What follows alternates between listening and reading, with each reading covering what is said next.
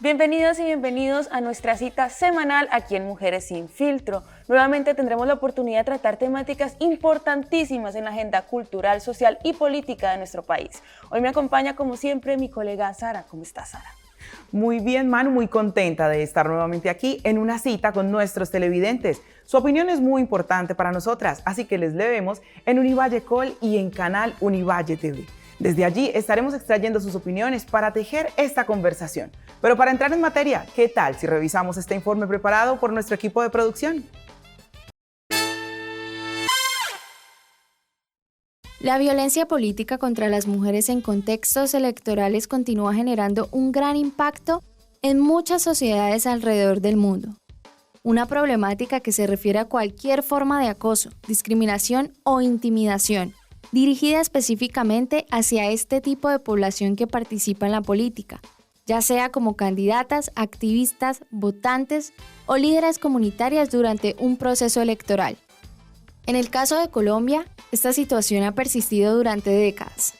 Las mujeres con el paso de los años siguen enfrentándose a diversas formas de violencia política. Por su parte, es importante reconocer que el Acuerdo de Paz de Colombia en 2016 abrió nuevas oportunidades para abordar la violencia política de género y se incluyeron disposiciones relacionadas con la igualdad y los derechos de las mujeres. Sin embargo, la implementación de estas disposiciones sigue siendo un desafío y la violencia política hacia la población femenina permanece en algunas áreas del país. Finalmente, para abordar la violencia política de género, se requiere un enfoque integral que incluya medidas de prevención, protección y reparación. Esto implica garantizar la seguridad de las mujeres líderes y defensoras de derechos humanos, promover la participación activa de las mujeres en la política y abogar por la plena igualdad de género en todas las esferas de la sociedad. Hoy, en Mujeres Sin Filtro, mujeres y violencia política en contextos electorales. La violencia contra las mujeres en política es un concepto que ha estado evolucionando y ganando relevancia en la última década, especialmente en Latinoamérica. En Colombia todavía es un concepto emergente que busca ser reconocido y enmarcado en la protección de los derechos de las mujeres y la promoción de la democracia. Así que hoy en Mujeres Sin Filtro vamos a tener el tema de mujeres y violencia política en contextos electorales. Y para ir profundizando sobre este tema tan importante, tenemos dos invitadas de lujo a quienes les voy a presentar. María Camila Hernández es politóloga con énfasis en relaciones internacionales de la Universidad ICESI, coordinadora de la línea de incidencia política del Observatorio para la Equidad de las Mujeres, investigadora, docente universitaria y consultora en asuntos de género, derechos humanos, ciudadanía e incidencia política de mujeres en Colombia. ¿Cómo estás, María Camila? Hola, Manuela, muy bien, muchas gracias por la invitación. Pues para complementar nuestra conversación el día de hoy también nos acompaña Lina Uribe Henao. Ella es comunicadora, periodista y docente universitaria, coordinadora de comunicaciones del Observatorio para la Equidad de las Mujeres de la Universidad ICESI. Lina, bienvenida a Mujeres Sin Filtro. Sara, muchas gracias y un saludo a todos nuestros televidentes. Pues Manu y queridas expertas, para empezar a tejer conversación, yo me voy a ir rápidamente a Univalle Col, porque allí Arturo Yaques nos ha dicho: ¿en dónde está la violencia política de género? Este término ya es una excusa de las mujeres en la élite para eliminar a sus adversarios sin dejar lugar para un debate sobre los hechos. Es la Inquisición moderna. Y por eso me parece muy importante, María Camila, que podamos empezar entonces haciendo un contexto alrededor de qué es la violencia política y cuáles son los contextos o los elementos que hacen que se presente. Bueno, la violencia política es un fenómeno global. No solamente lo vivimos las mujeres que decidimos incluirnos en las discusiones de lo público y de lo político en Colombia, sino también alrededor del mundo.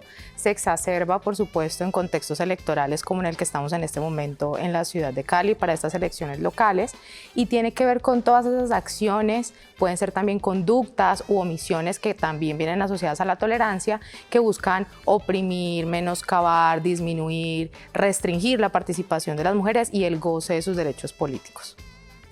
Hay unos datos muy interesantes de la misión de observación electoral que cuentan que entre el 29 de octubre de 2022 y el 29 de julio de 2023 se han registrado 91 agresiones contra lideresas políticas, sociales y comunales.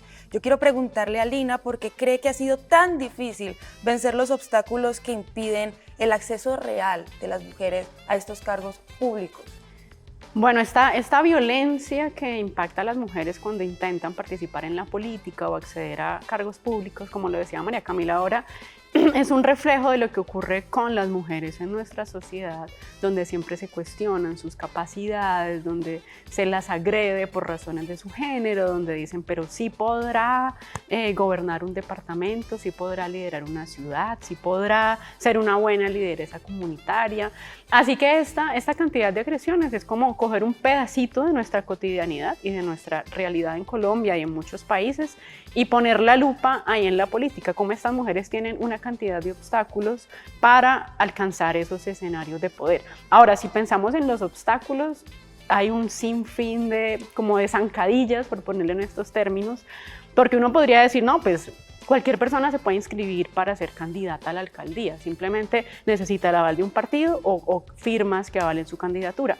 Pero ¿qué pasa antes de eso? Muchas mujeres, por ejemplo, no han terminado sus ciclos educativos porque tienen hijos a muy temprana edad, o porque tienen que dejar de estudiar para trabajar y aportar en sus hogares. Así que hay una cantidad de obstáculos que desde niñas se van poniendo en el camino de muchas personas, pero sobre todo de las mujeres, y que hacen que no sea tan fácil decir, es que participar es muy fácil porque después de la firma de los acuerdos de paz se abrió la posibilidad, o es muy fácil porque cualquier persona puede inscribir su candidatura. Pues no es tan así, porque antes de eso hay que pasar un montón de situaciones que como mujeres nos siguen oprimiendo y que en ellas es que hay que trabajar, además, por supuesto, de dar garantías para esta participación política ya en los grandes escenarios de poder. Y sobre todo resaltar que parte del comentario que leímos inicialmente también tiene visibilidad sobre un obstáculo que es la negación del conflicto, ¿no?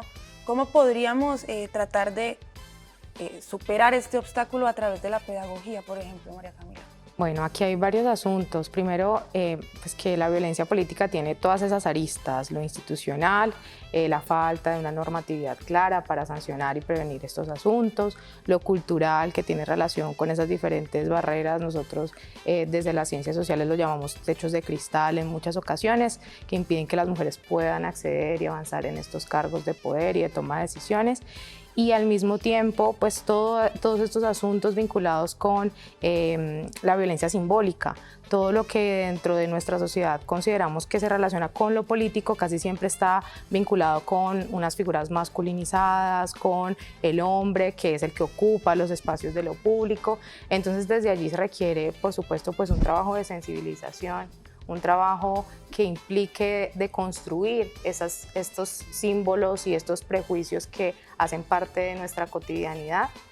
Y por supuesto, pues desde los espacios también de representatividad podemos lograr desde allí transformar esas realidades. Entonces, complementando todo lo que tiene que ver con lo cultural, yo creo que también es muy importante que empecemos a garantizar que hayamos más mujeres en espacios de representación política. Ellas resultan ser unos referentes claves para que se incentive el proceso de participación y nos demos cuenta que a través de estos ejercicios de política y al mismo tiempo de transformación política, efectivamente pues más niñas, más jóvenes puedan ver en ellas pues unos modelos a seguir. Qué importante, y me parece relevante resaltar dos aristas que incluye María Camila, ¿no? Y es lo cultural, pero además mientras las escuchaba pensaba, claro, es que finalmente lo político solamente lo vemos relacionado a lo electoral, ¿no? Dentro de nuestra competencia, y yo me atrevería a ponerlo en términos de analfabetismo político. No entendemos que todas nuestras acciones que nos ponen como sujetos en sociedad son acciones políticas, desde que estamos en el colegio, desde cruzar la calle por la cebra, que es una acción de sí mismo, es una acción política a través de la cual usted se acoge a las normas dictaminadas para transitar en el marco de una sociedad. Que por supuesto estamos en un proceso de deconstrucción, de generar otros procesos, de poder desaprender muchas conductas que nos han llevado a irnos a diferentes extremos que nos tienen precisamente hoy preguntándonos de qué manera se ejerce la violencia política en el campo electoral con las mujeres. Pero en esa medida, desde la comunicación, Lina, también, ¿cómo se está generando pedagogía alrededor de ello? Porque finalmente, por poner cualquier ejemplo, Cuando vemos procesos de campañas electorales que relacionan a las mujeres, estamos viendo símbolos también que nos llevan a la masculinidad, ¿no? ¿De qué manera desde la comunicación, Lina, estamos trabajando en ello? Sí, es una muy buena pregunta y podemos verlo desde dos grandes aristas, desde la comunicación realizada desde las propias campañas, desde lo que se gestan las propias campañas y desde lo que los medios de comunicación masifican para las audiencias. Desde las campañas me ha parecido muy interesante ver, tal vez ustedes lo han notado y nuestros televidentes, que hay muchos candidatos hombres que comunican esa imagen de soy un hombre de familia, tengo esposa, tengo no sé cuántos hijos, mi familia es perfecta, y esa idea todavía cala mucho en nuestra sociedad. Entonces, supuestamente un hombre que tenga una familia estable va a ser un buen alcalde o un buen gobernador o un buen presidente porque administra bien su familia. Mientras que las candidatas o varias candidatas cuya bandera o cuya imagen no es la familia, pues empiezan a decirle, ay, pero veas que ni siquiera tiene marido ahora, si no puede con su familia, ¿cómo será con una ciudad? Y empiezan a salir esos comentarios muy machistas que de cierta manera son propiciados por esa contraparte masculina que vende esa imagen de que la familia, además heterosexual y bajo los valores de la religión, pues es la perfecta. Hay varios candidatos en todo el país, porque he hecho un análisis de estas candidaturas o de estas imágenes, y hay muchos candidatos que tienen esa imagen o que comunican eso de que nuestra familia es uno de los pilares, y entonces si la mujer no tiene familia, pues quién sabe cómo va a gobernar. Por algo será. Siempre, no sí. se la aguantó ni al marido, y ahí empiezan esa cantidad de comentarios machistas. Y por otro lado, los medios de comunicación, que tienen un gran poder para poner en sus agendas aquello que termina convirtiéndose en la opinión pública, también la embarran un montón de veces, no solo en contextos electorales, aunque en estos contextos donde está todo tan sensible, pues se evidencia más como esas metidas de pata, por ponerlo en un lenguaje coloquial. Tenemos el caso de Catalina Ortiz, que más adelante podemos ahondar en él, y claro, fue una gran embarrada, fue una salida en falso de la candidata, pero los medios la pusieron en la hoguera y empezaron a criticarla de una manera que tampoco es la adecuada. Porque ¿qué mensaje estamos dando? Eso no es hacer pedagogía, eso es hacer señalamientos, eso es destruir a alguien que si bien hizo algo que debe ser reprochable, pues tampoco se trata de que todo el mundo y sobre todo los medios que tienen tanto poder salgan a señalarlo. Cuando vemos también noticias en medios digitales o bueno, cualquier tipo de medios, donde por ejemplo se enfocan en la vida privada de una candidata, eso es violencia en contextos políticos. O sea, ¿qué importa si tiene hijos, si se separó, si bueno, lo que sea hace parte de su vida privada? Cuando se hace eco de este rifirrafe que ahora es muy habitual en Twitter, que el candidato se agarró con la candidata y eso se convierte en noticia y se llena de morbo, y entonces él le dijo y ella le contestó y él le dijo, ahí también estamos dándole voz o multiplicando esa violencia política en vez de hacer pedagogía, que debería ser una gran labor de la comunicación y sobre todo de los medios de comunicación que tienen tanto alcance en nuestra sociedad. Y sobre todo que es un tema que también esconde una profunda misoginia, que tiene que ver con unas aristas que vamos a seguir conectando. Ustedes quédense con nosotros, vamos a un breve corte de patrocinadores y ya regresamos.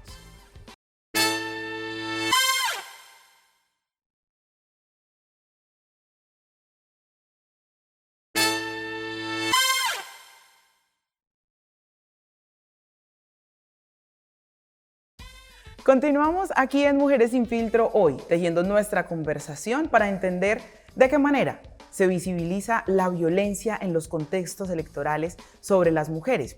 Y es que aunque las cifras para este año en los comicios territoriales dicen que aumentó en un 20% la inscripción de las mujeres, pues también vemos que seguimos siendo alfiles políticos, que estamos supeditadas a los diferentes procesos que se lleven dentro de las casas políticas acostumbradas que están siempre en el poder o dentro de los movimientos independientes que se inscriben, pero que finalmente tienen ya toda una movida alrededor de lo que es. Colombia entera nos ofrece un panorama alrededor de esto, pero yo quiero detenerme en algo que mencionaba Lina antes de que nos fuésemos a la pausa, y es que las redes sociales están jugando un panorama muy importante. Cualquier plataforma, mano, en la que usted entre, hay en este momento consultores políticos que le dicen de qué manera poner las manos, cuál es la mejor foto, cómo se organiza la camisa, lleve o no lleve reloj, diga o no diga esto. Pero aquí en Cali vivimos el caso que tú mencionabas, y es el caso de Catalina Ortiz. Los medios como un espacio que lograron menoscabar esta actitud, que no generaron pedagogía, pero que además no solamente la vulneraron a ella como una figura política, sino también desde su ser, desde su persona, desde su privacidad. ¿Cómo entender esto que pasa con las redes sociales y lo que pasó con Catalina Ortiz? Bueno, por un lado hay que dejar claro que instrumentalizar el discurso de género y de las violencias basadas en género y de todo este tema que es tan grave, pues instrumentalizarlo para una campaña política está mal hecho. O sea, no, aquí no podemos defender el hecho porque sí estuvo muy mal planeado y fue una muy mala estrategia desde la comunicación y desde la publicidad y desde la comunicación política. Eso como en primer lugar. Pero luego podemos decir que, claro, ocurre esto y salen los medios, salen los opinadores y las opinadoras de Twitter, las bodegas que llama, mejor dicho, eso salen hasta así como brotan de la tierra las personas que quieren opinar, que quieren señalar, que quieren insultar, que quieren agredir, y eso ya no tiene ningún sentido porque ni siquiera es desde una postura crítica, sino desde una postura que señala los errores de la otra persona y se queda ahí en la crítica. Ahora, en ese caso, pasaron cosas mucho más graves o que de mi lectura también son muy sensibles, y es que las mismas mujeres empezaron a agredirse entre ellas o a agredir a esta candidata o a hacer señalamientos muy fuertes. Entonces, repito, sí estuvo muy mal, pero de ahí a creerme dueña de la verdad y a destruir a la otra persona, no solo en su postura política, sino en su ser humano, pues también es todo lo contrario a luchar por una equidad de género y a propiciar las garantías necesarias para que las mujeres sigan participando en la política. Entonces creo que ahí se vio como lo peor de mucha gente, ¿no? Incluso candidatas a nivel regional que decían, no, vamos con las mujeres unidas, ahí como que sacaron las uñas o la rabia y se fueron muy fea, de una manera muy fuerte contra Catalina, y tampoco se trata de eso. Tampoco se trata de promover la equidad de género, pero cuando otra persona hace algo malo, caerle encima. Ese no es el objetivo. Sí, además que se deja ver que es una cuestión de cristal, entonces estas uniones entre mujeres políticas que quieren salir adelante y sobre todo los términos que se utilizan cuando pasan este tipo de situaciones. La publicista salió a decir que esto fue un experimento social que salió de una forma inadecuada. Sin embargo, habría sido preciso también hacer algo diferente, que es reconocer un error e intentar repararlo de otra manera, de la misma forma viral que como se cometió el error. Hablemos, por ejemplo, de Bolivia, quien ha sido un país que se ha destacado en Latinoamérica por adelantar muchísimas cuestiones legislativas para contrarrestar estas violencias de género en política, que en 2012 ya está haciendo sus pinos. ¿Qué podríamos, por ejemplo, aprender, María Camila, nosotros como Colombia, de lo que hicieron ellos en ese momento para tratar de tener cierto equilibrio político? Bien, pues el caso de Bolivia es complejo. ¿Sí? Tiene dos particularidades, y es que fue uno de los primeros países en alcanzar esta famosa ley de paridad constitucional, que nos muestra cómo efectivamente pues, los cargos de elección popular se pueden dividir 50-50 entre hombres y mujeres. Eso es algo que resultó ser un referente para la región latinoamericana. De ahí pues empieza una ola también de la búsqueda de paridad de otros países, México, Argentina. De hecho, pues nosotros estamos a la espera de que efectivamente podamos alcanzar la paridad constitucional. Pero de otro lado nos encontramos con unas situaciones de violencia política muy marcadas, que al mismo tiempo nos muestran que la violencia política de género también tiene intersecciones. Bolivia es un país que se caracteriza por tener una alta representación de mujeres, pero esa representación de mujeres al mismo tiempo pues se divide, se fragmenta en mujeres de ciudad, mujeres blancas, mujeres académicas y mujeres que representan las comunidades indígenas, sobre todo la comunidad aymara. El caso de la ley de violencia política que se aprueba en Bolivia en el 2012 tiene relación particular con el asesinato de una concejala aymara. Ella se llamaba Juana Quispe y es asesinada en el 2012, entonces desde ahí se desencadena, digamos, como una oleada ciudadana y también un poco como de censura frente a lo que ocurrió con este caso, y desde allí es donde se desarrolla la ley. Sin embargo, esta ley pues no solamente piensa el tema de la violencia política de género, sino también el acoso que viven las mujeres. Allá las mujeres son señaladas, golpeadas, incluso en espacios de participación política. Se han presentado casos de concejalas o diputadas que las escupen, las empujan de los espacios, y esto pues, nos ha mostrado que todavía la ley tiene deficiencias, ¿sí? Se han presentado casos de investigación, pocos han tenido unas sanciones claras, unos resultados claros, entonces desde allí todavía digamos que se muestra un poco como como los vacíos que en términos jurídicos tienen estas normatividades. Sin embargo, pues efectivamente combinando estos aspectos que les mencionábamos, tanto lo cultural como lo institucional, podemos avanzar de la mano para lograr de manera positiva reducir esos niveles de violencia política contra las mujeres. Qué importante, porque por supuesto esto también nos lleva a un panorama de pensar que tenemos referentes muy importantes en lo que está haciendo, digamos, esta cooperación en el sur, en los aprendizajes alrededor de las violencias políticas, pero también yo siento que seguimos entrando en un lugar, y es que desligamos las violencias políticas, las violencias más bien de las que son objetos las mujeres. Si es violencia política, ¿será violencia de género? ¿La violencia de género solo es una cosa o solo es la otra? Cuando finalmente resulta ser una violación a los derechos humanos de las mujeres. Correcto. Y todo aquello que se replique desde la violencia de género, digas en entornos físicos, digitales, políticos, está afectando a ese ser mujer y a ese ser por su feminidad. En ese caso, yo sí quisiera que, ahora que lo mencionabas, María Camila, y es, hemos emprendido este camino que por supuesto será un camino que nos llevará tiempo, pero ya tenemos aquí los objetivos de desarrollo sostenible, 2030. La pandemia nos rezagó de una manera importante en el cumplimiento de esos objetivos, Lina, y es allí donde yo digo, ¿cómo estamos realmente en Colombia? Porque yo siento que al ver los modelos de comunicación política hoy, yo perfectamente me remito 30 años atrás y seguimos comunicando lo mismo. ¿Cómo estamos en Colombia en materia también de ir un paso adelante en términos de la comunicación política y qué estamos proponiendo desde lo femenino? Bueno, en Colombia, yo no diría que 30 años atrás, pero sí estamos bastante quedadas, en tanto creo que desde lo político no se ha entendido en su complejidad qué es esto de comunicar si mi candidata es una mujer y cómo si hay diferencias. Acá no podemos caer en ese discurso totalizante de no, candidato es candidato si sea hombre o mujer, sino que hay que ver que hay unas particularidades, perdón, hay unas particularidades dadas por nuestro contexto tan violento en Colombia, por toda la violencia de la que hemos sido víctimas las mujeres, y ahí no se pueden aplicar fórmulas de no, es que una candidatura es así, A, B, C o D. De hecho, hay una plataforma en Brasil que se llama Impulsa Voto, que tiene guías para hacer candidaturas políticas para mujeres y con enfoque de género. Así que estas inquietudes que surgen en distintas latitudes y en distintos países, pues nos indican que hay un gran trabajo por hacer desde la comunicación política, desde la comunicación en general e incluso desde nuestra comunicación cotidiana como ciudadanos y ciudadanas. A veces uno dice, no, pues bueno, yo no estoy en ninguna campaña, yo a lo mejor ni voto porque no inscribí la cédula en la ciudad donde vivo, yo como que no tengo ninguna participación en eso no es conmigo, pero incluso en esa posición podemos autorreconocernos como audiencias críticas. Entonces, ¿cómo le puedo yo aportar a esto? Pues no comparto el meme misógino que me mandaron de la candidata, o no comparto la desinformación si no la he verificado, no comparto una noticia que puede ser falsa, o no salgo en redes sociales a dar mi opinión porque me creo una gran opinadora que puede señalar todo lo que hizo la otra persona, entonces, te uniste a la otra candidatura, vendida, siempre eso es innecesario.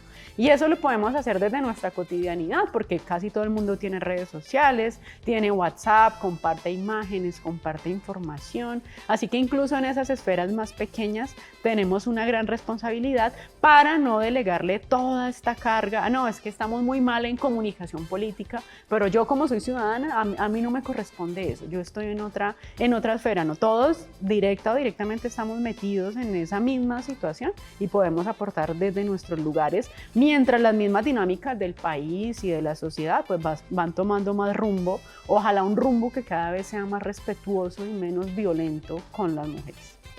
Estamos en un momento de deconstrucción y es importante entender que todas nuestras acciones están contribuyendo para que el panorama desde lo político electoral pueda llegar a basarse más en las propuestas, en los argumentos y en las ideas que proponen los candidatos y candidatas, y deje de estar versado siempre o manipulado por el entorno personal, los chismes, los ataques, las habladurías, en este caso con lo digital, los memes y todo aquello que nos lleva a creer que tenemos una opinión válida alrededor de las vidas, porque muy poco se habla de las propuestas. Vamos a un breve corte a patrocinadores y regresamos para seguir tejiendo conversación aquí en Mujeres Sin Filtro.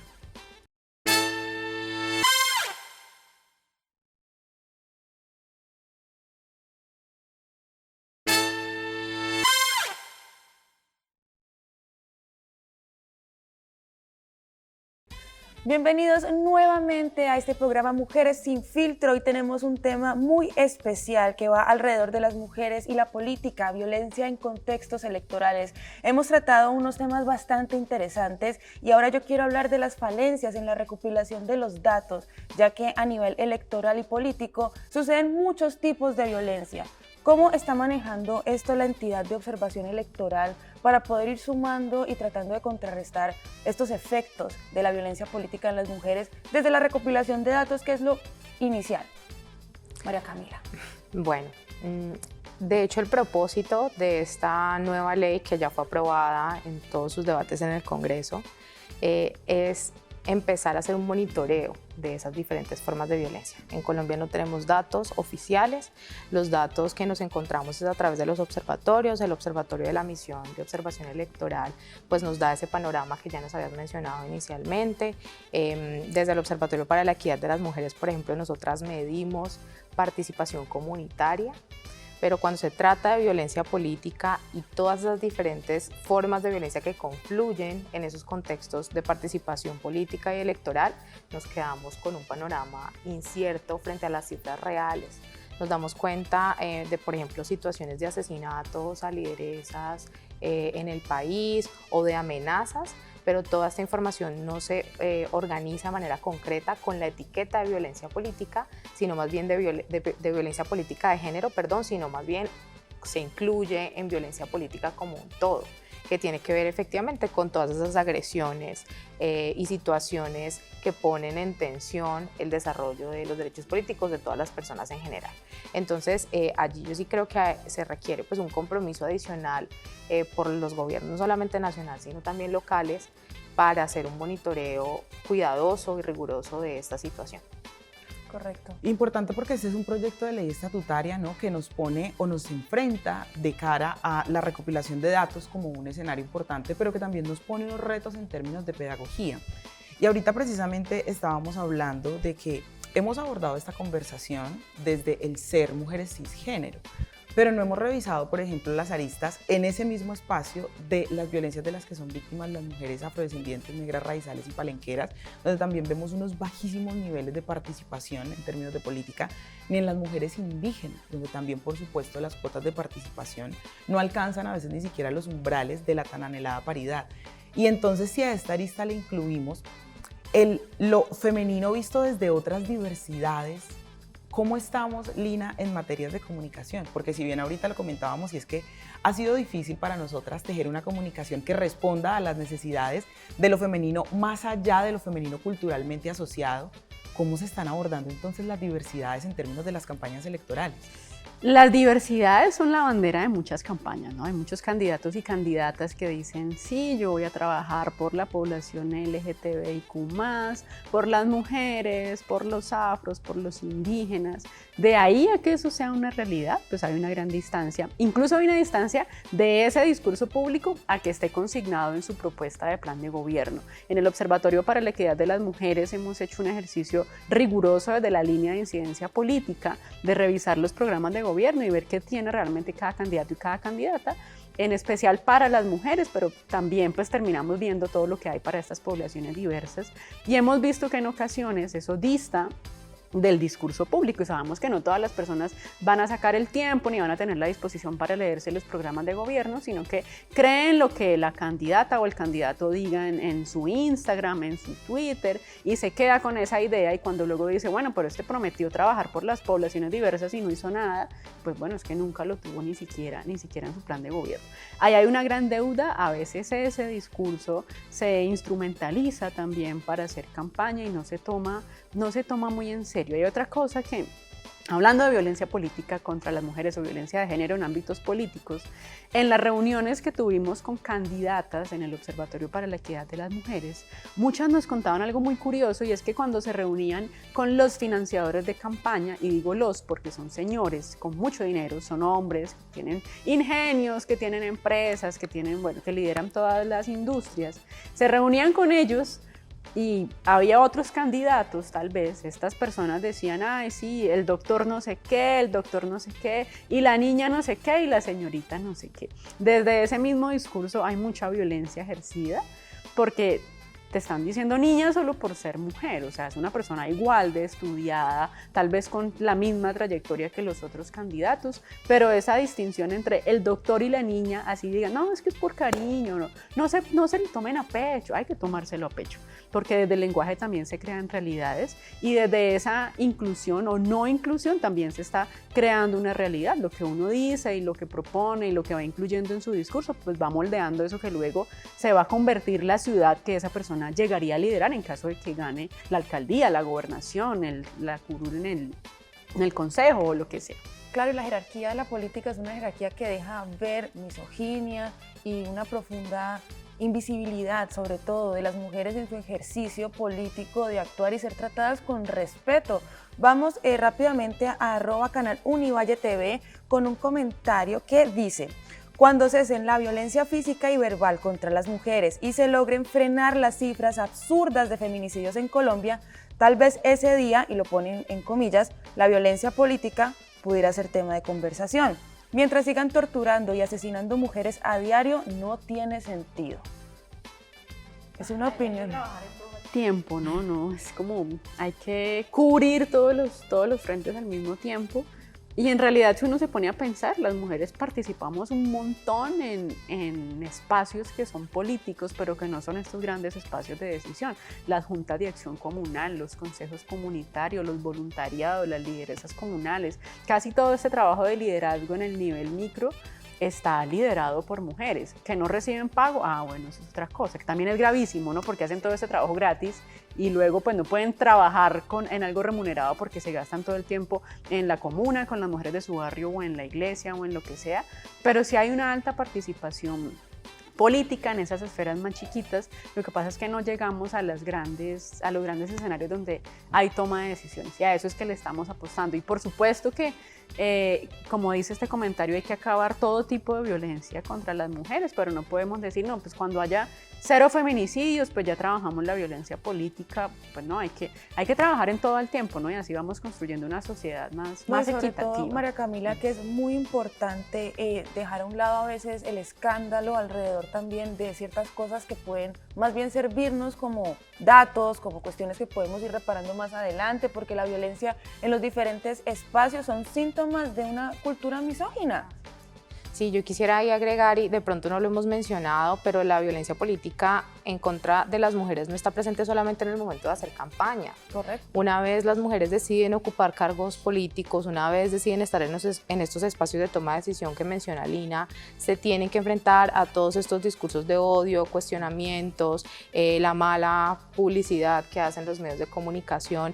Por ejemplo, en un curso en la Universidad ICESI analizábamos cómo en países como Argentina, por ejemplo, se publicita de manera distinta a Cristina Fernández de Kirchner porque usa un reloj de marca, qué ropa usa, cuál es su peluquero, sí, información que resulta ser irrelevante una vez ella está ocupando el cargo como primera mandataria del país. Se debería pensar más en su gestión, en lo relevante que puede hacer por las mujeres, no sé, en el desarrollo económico del país, y no en estas banalidades que aparecen en medios de comunicación. Entonces también tener en cuenta que según el comentario que nos da la persona en Twitter, no solamente la violencia política va a estar en el momento de las elecciones cada 4 años que estemos en proceso electoral aquí, sino que está de manera permanente y recurrente en todos los espacios políticos y públicos en los que estamos las mujeres.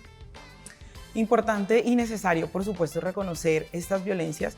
Pero en este último bloque, donde vamos a estar analizando este contexto, vamos a hablar también de lo que implican los aumentos, porque por supuesto eso nos está dando cuenta de que las mujeres estamos poniéndonos por encima de todo este proceso de violencias, que no podemos trabajar, como bien lo decía Lina, separadas una de la otra o desagregadas, porque todas se amalgaman a la hora de nuestros ejercicios dentro de lo ciudadano y dentro de lo político. Vamos a ir a una breve pausa, patrocinadores, y ya regresamos aquí a Mujeres Sin Filtro.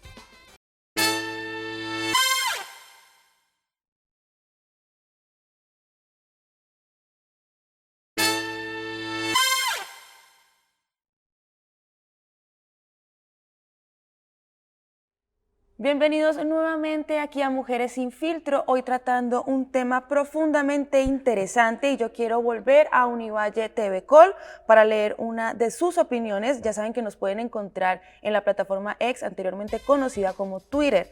Aquí va la opinión, dice: debemos estar alertas. Ahora la violencia política contra las mujeres se está desarrollando en escenarios digitales. Los mensajes de odio contra las mujeres a través de las redes sociales son violencia política.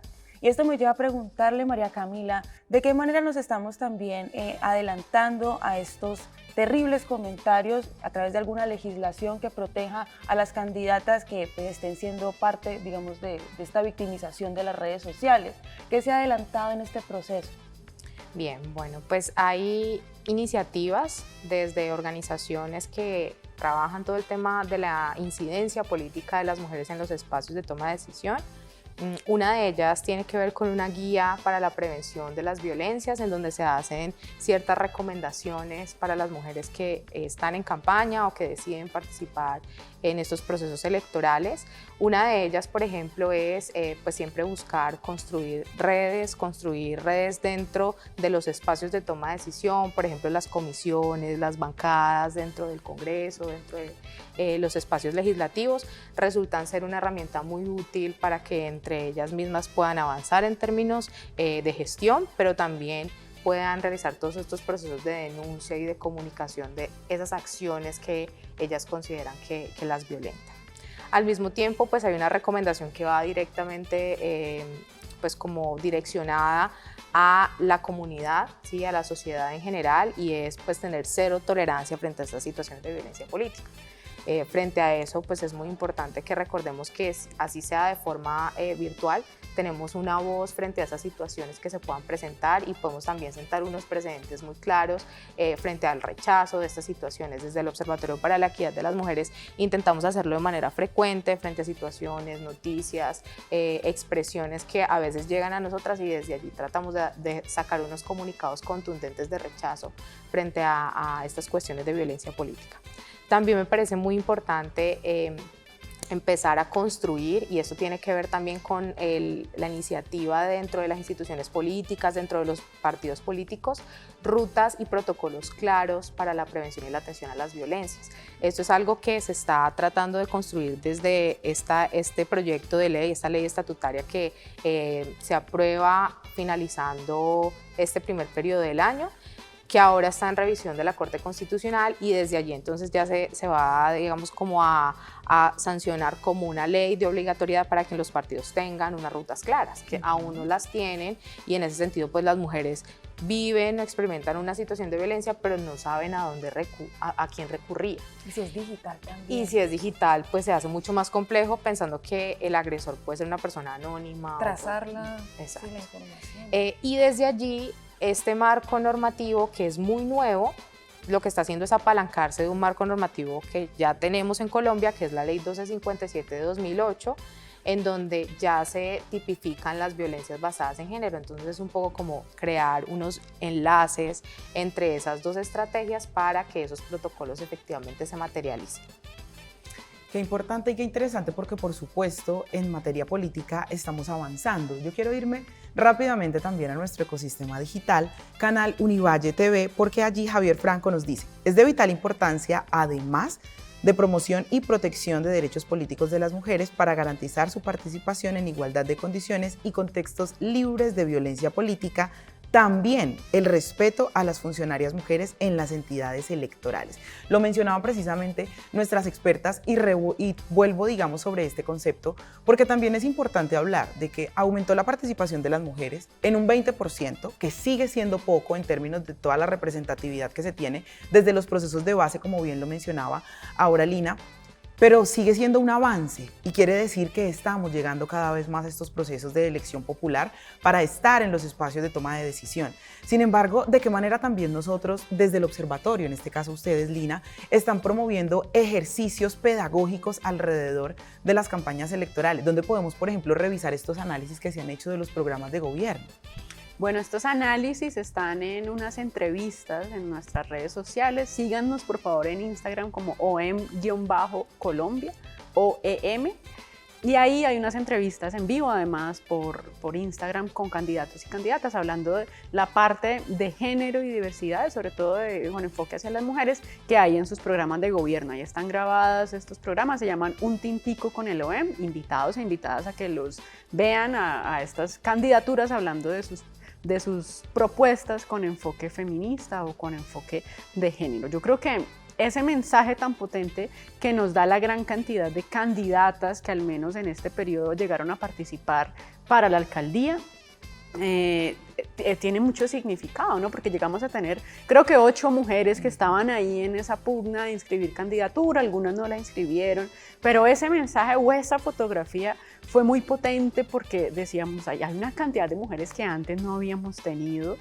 También hay una cantidad de hombres, pero hay una cantidad de mujeres que dicen, yo quiero ser la alcaldesa de Cali, y eso es un gran mensaje para otras mujeres que pueden inspirar ahí su participación, que pueden decir, bueno, se está abriendo un camino para nosotras, y lo que sigue después es un gran proceso de formación también, porque uno puede decir, como yo decía ahora, listo, mire, inscríbase, puede lanzarse, pero la mujer dice, ¿qué hago? No sé qué hacer, tengo ideas, pero entonces también tengo que encargarme de un montón de cosas. O, por ejemplo, no puedo parar de trabajar y de generar ingresos durante un año de campaña porque entonces, ¿quién paga el arriendo? ¿Quién paga el estudio de mis hijos?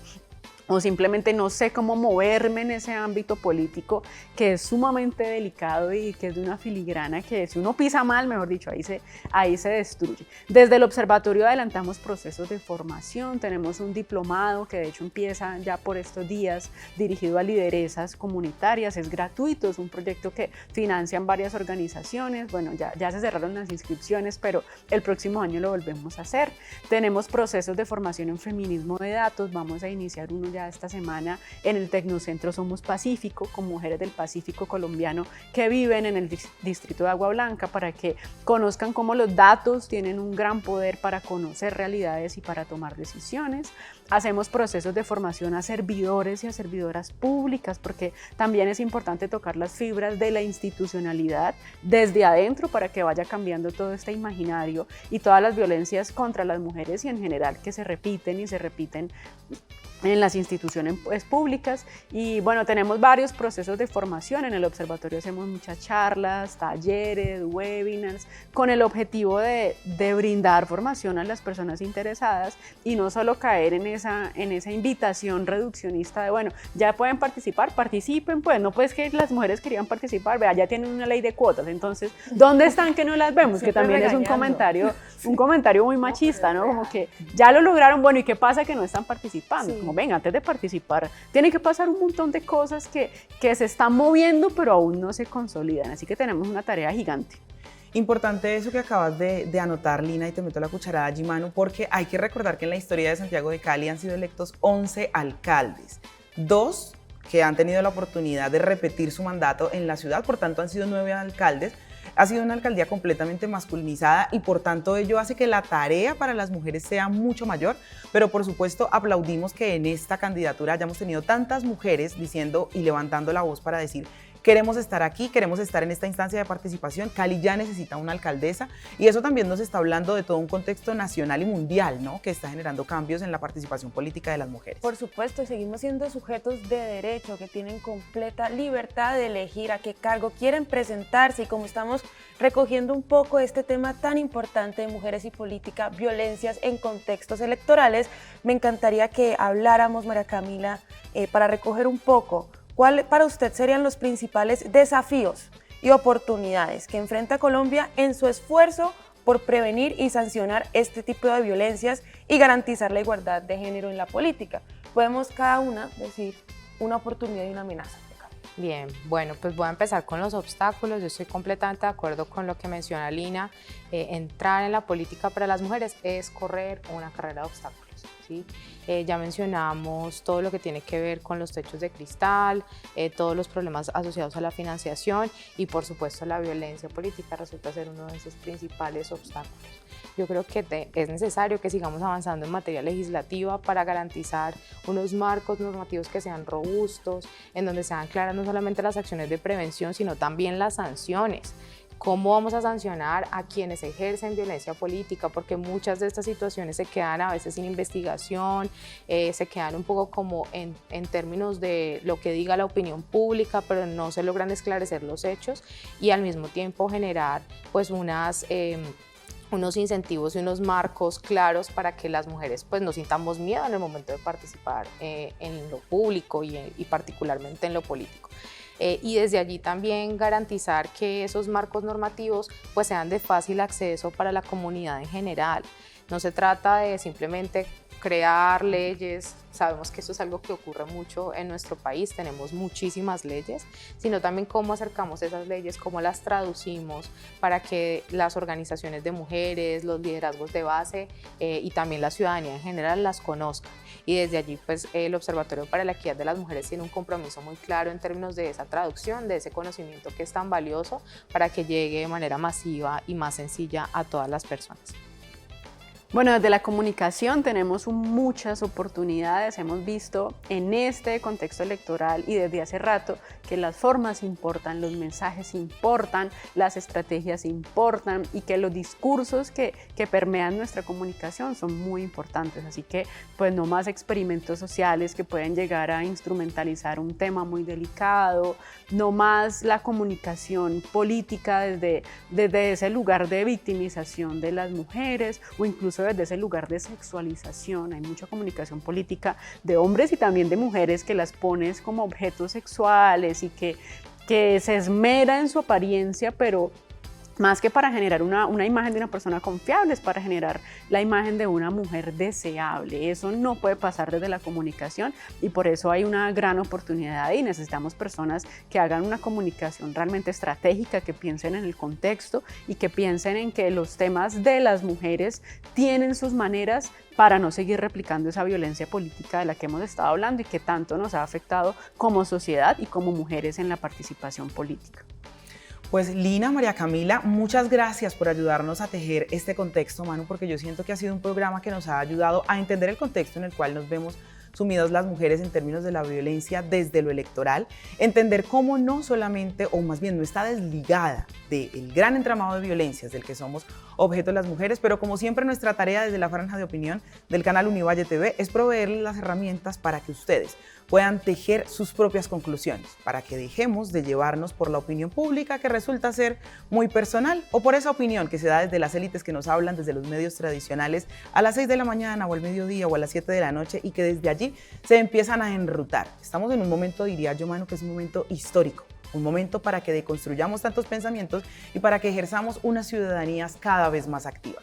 Pues siempre es un gusto poder tenerlas a ustedes como invitadas, Manu, y compartir este set contigo. Por supuesto, ha sido un placer acompañarlos en esta franja de opinión aquí en Mujeres Sin Filtro. Nosotros nos vemos la otra semana en nuestra cita semanal con otra temática de profundo interés para nuestra agenda política, social y económica. Así que nos vemos la próxima semana.